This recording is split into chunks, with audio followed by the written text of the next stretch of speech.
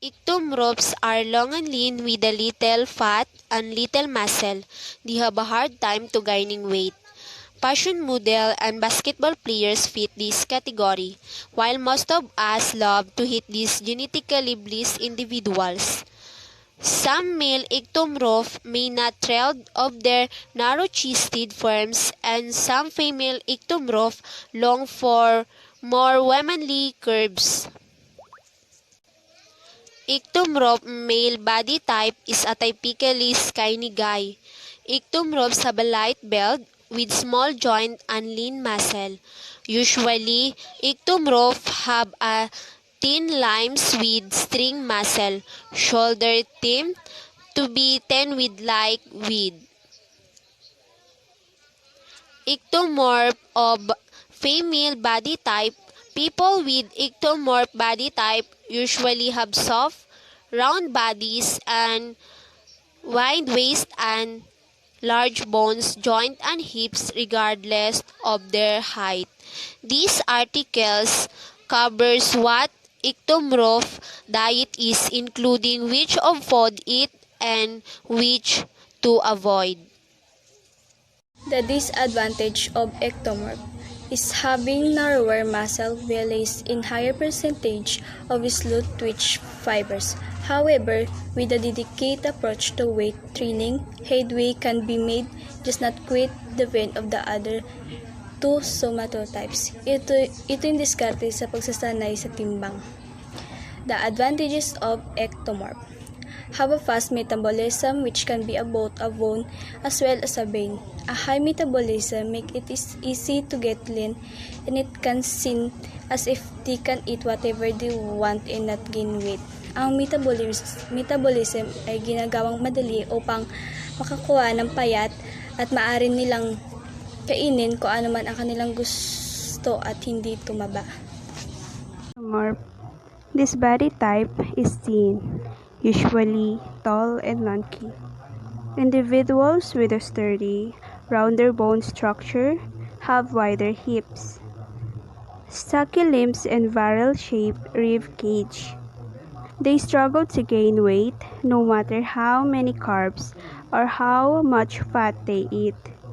They usually have a lean build with long limbs and small muscles.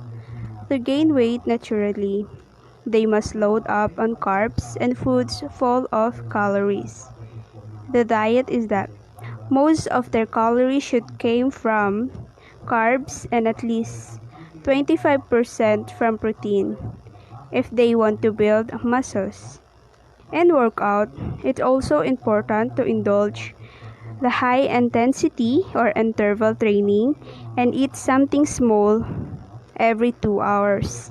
They must be sure to get all necessary nutrients to build strong muscles. Solve out the examples of ectomorphs. The ectomorphs are characterized as having long limbs and then muscles or limbs and low flat. The examples of ectomorphs is Huavelt, P6, Impressive P6, include 3-time twitch muscles fibers. A lot of exercisers work out and watch what they eat for weight management. And then ectomorphic person is two sports to be typical long distance like runner and basketball players. Generally, ectomorphs rank on endurance, flexibility, agility. The characteristic is hard to gainer, lightly muscled, small shouldered, is tend to respond to carbohydrates, so you can eat freely. You'll just want to choose healthy food, including fiber-rich fruits, veggies, and whole grains. Good morning everyone, my name is Jocelyn A. Villarosa with my partner Rini Joy A. Latobi, and we are going to present the mesomorph body type. Okay, mesomorph muscular body build characterized by predominance of structures such as bones, muscles, and connective tissues. As a human physical type or a somatotype that is marked by greater than average muscular development, As determined by the PC classification development system by American psychologist W.S. Shelton, mesomorphs have large bone structures, well-defined muscle, broad shoulders, narrow waists, and attractive, strong bodies. According to Shelton, mesomorphs are adventurous, assertive, competitive, and fearless. They are curious and enjoying trying new things, but can also be obnoxious and aggressive. Their body is generally considered the ideal body type. A mesomorph has a natural tendency to stay fit and achieve muscle mass very easily. According to Shelton, people with a mesomorph body type tend to have a medium frame.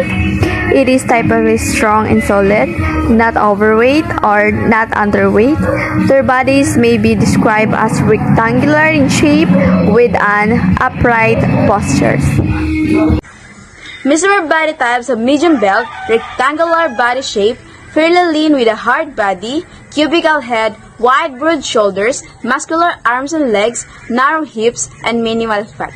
People with mesomorph type bodies tend to be suited to sports and have a good posture. For example, basketball, boxing, martial arts, strength training, swimming, track and field, and volleyball. Mesomorph also has the advantage of not really having worried too much about watching calories. Still, going overboard too much will show, but they still have it easier than the other two somatotypes when it comes to adding muscle and getting or staying in good shape. There probably no real disadvantage being a mesomorph, with the exception perhaps of not being ideally suited to endurance sports. How to identify mesomorph? A mesomorph has a large bone structure, large muscle, and a natural athletic physique. They make for great sports person. Their natural shape and ability to put on muscle is born. Most of them find it quite easy to gain and lose weight. They tend to be naturally strong, which is the perfect base for building muscles. Famous athletes with a mesomorph somatotype include Arnold Schwarzenegger, Jay Cutler, Anna Kournikova, Bo Jackson, and Jackie Chan. Good morning, ma'am. Good morning, classmates. I am Vanessa Sabanal, members of the Group 3, which is our topic is all about body types and how to know your body types. There are 3 types of body types. First, ectomorph, second, mesomorph, and the third one is endomorph. Today, I'm going to explain what is mesomorph. Mesomorph is a muscular body build characterized by predominance of structure, bone and muscles, and connective tissue. Sa mesomorph po, dito natin malalaman kung yung katawan nyo po ba ay belong sa mesomorph at malalaman nyo dito kung anong katangiang katawan ang mesomorph. Yan po yung figure ng mesomorph, yung nasa gitna. As you can see, nakikita niyo rin naman po siguro, yung nasa gitna po, ayan po yung may kulay, yung bilog na red. Yan po yung example ng figure ng mesomorph. Hindi po siya sobrang taba, hindi rin po siya sobrang payat, kundi katamtaman lang po. Ito rin po masasabi natin siyang isang Coca-Cola body, yung may shape po siya. So, yan po yung mesomorph.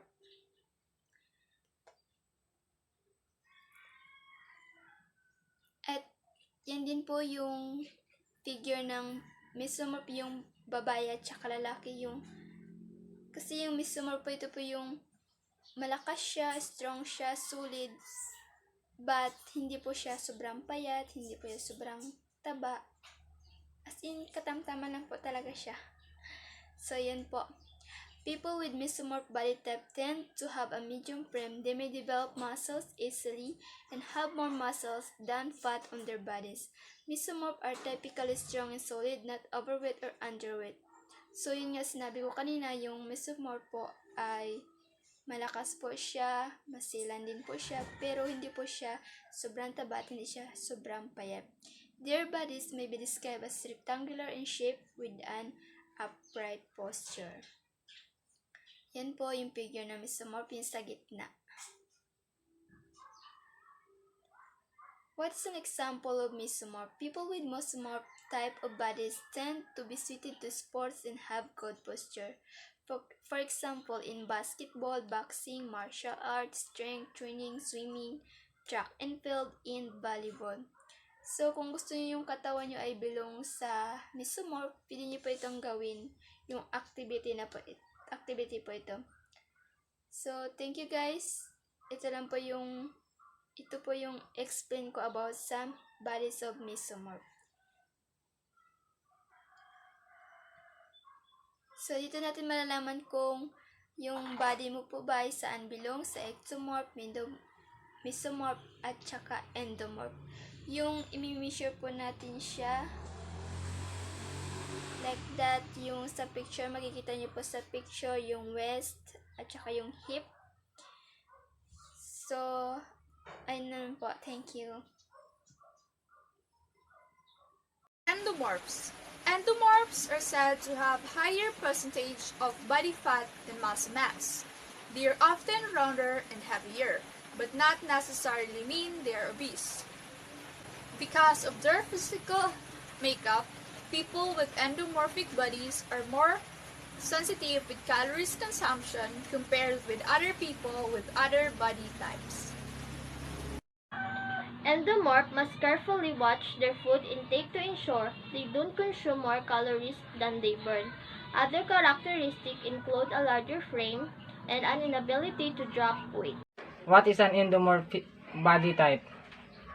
Endomorph body type usually have soft, round, with a wide waist and large bone joint and hips, regardless of their height. This article covered what an endomorph diet is, including which food to eat and which to avoid.